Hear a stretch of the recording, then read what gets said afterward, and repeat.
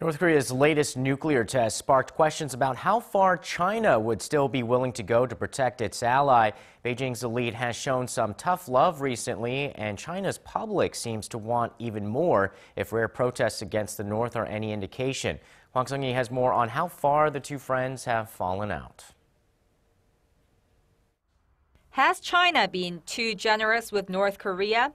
That's the looming question in Beijing following Pyongyang's third nuclear test last week.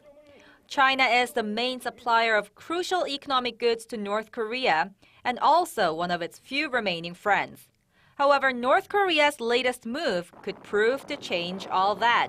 A large number of experts in China agree that Beijing's long-held policy of maintaining stability on the Korean Peninsula by propping up the reclusive regime has been a failure, as Pyongyang ignored appeals from China to refrain from further provocations and went ahead with another nuclear test.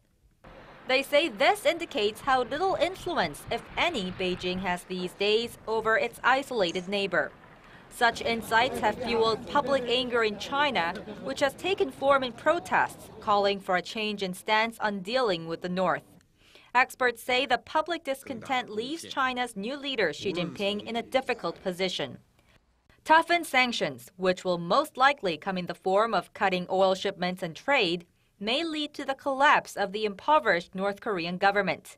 And if China decides to maintain its relations with the North as they are, it will face even harsher criticism domestically and internationally. But for now, most expect China's North Korea policy to stay on the same track.